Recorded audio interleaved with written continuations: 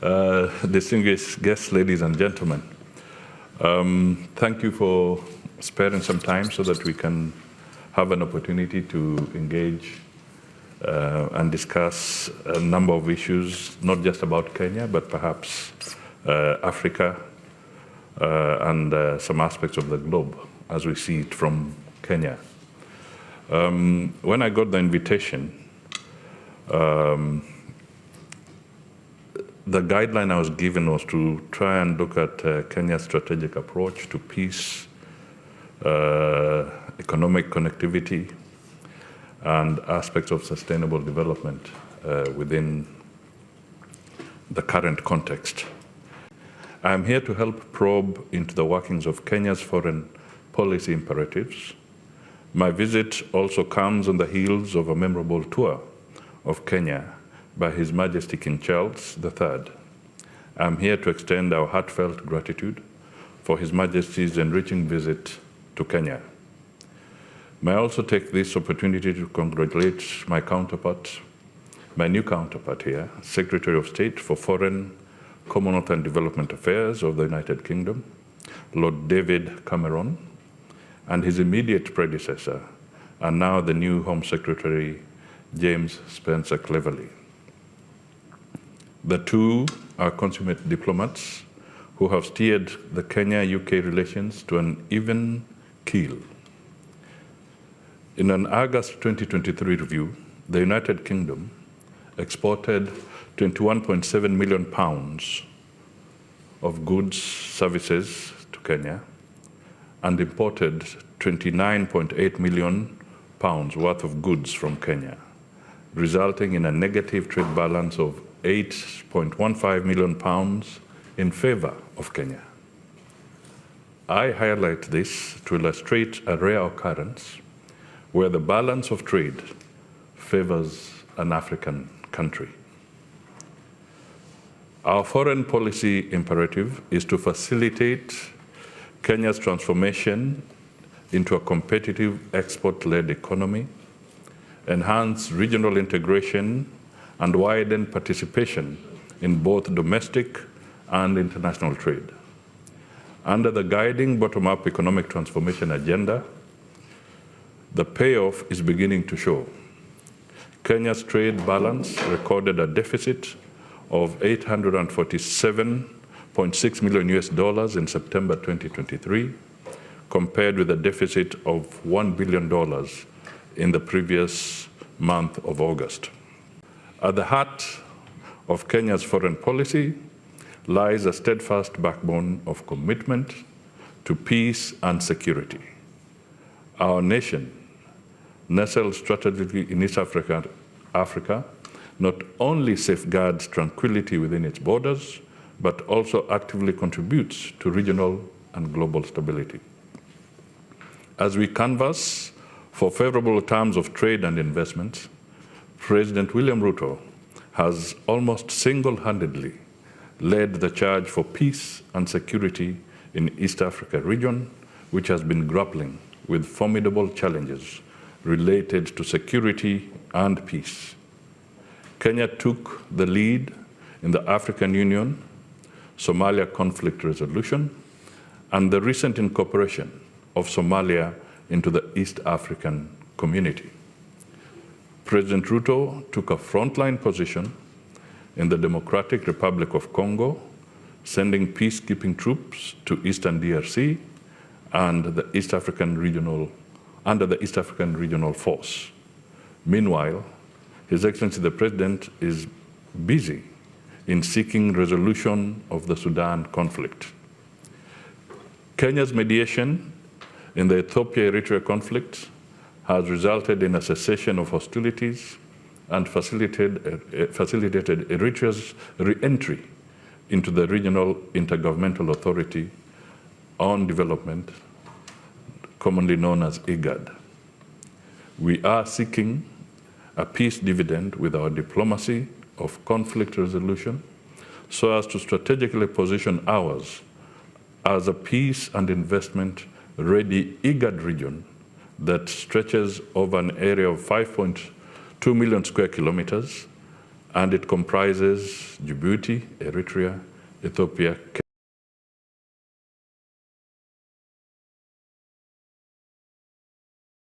Ladies and gentlemen, His Excellency President Ruto's diplomatic efforts have yielded significant achievements and benefits for Kenya's economic development. Our administration is embarking upon a new age of diplomacy, where friendships and relationships are interwoven with mutually beneficial economic engagements. The King's visit to Kenya in October crowned a deluge of no less than 25 visiting world heads of state and governments in less than a year, not to mention those who attended the inaugural Africa Climate Summit in September. The visits point to the growing stature of Kenya as a dependable investment destination, and more so as an honest peace broker in the eastern rim of Africa. Again, this is by design. Our forays in the sphere of economic diplomacy have yielded positive results. For example, in November, the government of India granted approval for the establishment of the India Exim Bank's East Africa Representative Office in Nairobi, marking a significant stride in economic diplomacy. This decision comes on the heels of India Exim Bank's substantial financing package for Kenya in diverse sectors, including energy, textile, apparel, agriculture, and support for small and medium-scale enterprises. This move not only reflects confidence in Kenya as a premier investment destination, but also underscores Nairobi's pivotal role as a regional financial hub. I am here to help probe into the workings of Kenya's foreign policy imperatives. My visit also comes on the heels of a memorable tour of Kenya by His Majesty King Charles III. I am here to extend our heartfelt gratitude for His Majesty's enriching visit to Kenya. May I also take this opportunity to congratulate my new counterpart here, Secretary of State for Foreign, Commonwealth and Development Affairs of the United Kingdom, Lord David Cameron, and his immediate predecessor, and now the new Home Secretary, James Spencer Cleverly. Kenya, from our perspective, transcends mere geographical boundaries. It is not merely a piece of land straddling the equator, but a vibrant community of people.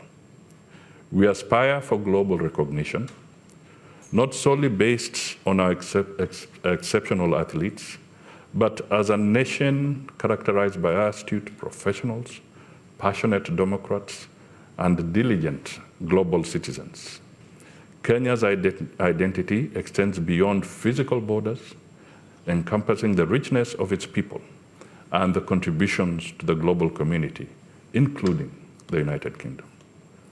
Prominent figures of Kenyan descent have made their mark in the United Kingdom, investing in real estate and other sectors. I will not talk about the political side of it.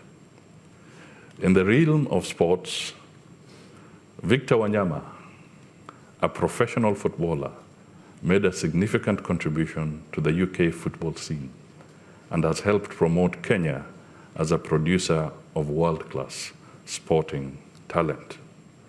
Similarly, cultural diplomacy is a key component of our foreign policy as it fosters understanding, cooperation, and mutual respect between nations. Kenyan-born artist Michael Armitage has gained international fame exploring social issues in East Africa. His exhibitions in the UK have enriched this country's art scene with awareness of issues affecting Kenya and the wider Africa region. Madam Chairperson, ladies and gentlemen, as Kenya approaches the momentous occasion of celebrating 60 years of independence, we share at the intersection of a rich history marked by both triumphs and challenges. We stand as a shining beacon on the African continent, our unwavering commitment to democratic principles has not only endured the test of time, but has manifested in the successful transition of power through democratic processes over several decades. This commitment, deeply rooted in the sacrifices of our valiant forefathers who fought for independence, remains a source of national pride. Looking forward, the core of our vision is a resolute focus on economic transformation through the grassroots upward. Beyond the formulation of policies, we are cultivating a legacy of limitless growth and shared prosperity under the bottom-up economic transformation agenda. In driving this vision, our foreign policy is holistic, grounded in our commitment to peace, economic cooperation, cultural diplomacy, and sustainable development. We remain steadfast in our commitment to these principles, confident that they will guide us towards a more peaceful, prosperous, and sustainable world. I look forward to a world where peace, economic connectivity, and sustainable development are not just aspirational goals, but tangible realities. Let us therefore strive to weave a tapestry that celebrates our collective strength and diversity, a world where every thread contributes to a more vibrant, resilient, and interconnected global community. Kenya supports regional economic integration through the African Continental Free Trade Area. At full implementation, this will create the largest free trade area in the world. It will connect 1.3 billion people across 55 countries with a combined gross domestic product valued at $3.4 trillion US, and with a potential to lift 30 million people out of extreme poverty. Our commitment to the Africa Free Continental Trade is embroidered in a visa-free entry policy for all Africans. It is in this spirit of continental unity that His Excellency President William Ruto proposed a visa-free Africa, tearing down barriers imposed by hands that were not African. We reject the limitations of the past, advocating for a continent where Africans trade, communicate, and explore freely. I want to ask a question about, we are living in a world that's divided, United Nations Security Council, extremely divided between the BRICS nations, China, Russia, Brazil, and the other side, Western Hemisphere. We have seen that illustrated by the war in Ukraine. We have seen that being illustrated in Gaza right now as we speak. My point, the international community we call extremely busy with all this going on. What about when we come back to Africa, Your Excellency? That sleeping giant you are calling Africa, what can we do to wake it up? To seek self-oriented solutions to African problems? To have an international system or Africa, for example, currency? To make sure we are attracting investment, to make sure we are self-reliant? What can we do in Kenya to make sure we are self-reliant? What methods can we use to make sure Kenya is not also a sleeping giant? Africa stops being a sleeping giant because the world is too busy. Yes, I gave the example in my remarks about the Africa Continental Free Area, trade area, and these are 55 countries. Let me tell you that virtually all the countries have signed up. They've submitted the instruments to be part of the Africa Free Continental Trade Area. Now that is a good signal. It's a good sign. And through there, we can work together and enhance the connectivity and trade amongst ourselves. I've given an example again in my remarks about Kenya providing a visa-free regime for the African countries. Now, these are issues that we can do ourselves as Africa without having to look beyond the African borders to start getting our own people integrating and moving much more freely. We have institutions such as the African Development Bank, which can be strengthened, Afri-Exim, the trading blocs as well, such as the East African Community and the SADC, COMESA. All these can be consolidated, and we can do it ourselves, so that we prepare our capacity to be able to trade and share our economic resources. We can unlock a lot of the mining potential that we have. But the biggest challenge is for us as Africans to deal with the peace issues, because then we must stop being our own enemies. We must stop undermining our own cause. And that is why the initiatives to try and deal with the crisis in Sudan and the other areas in the region is that critical step that we must take ourselves, have our solutions to unlock our potential.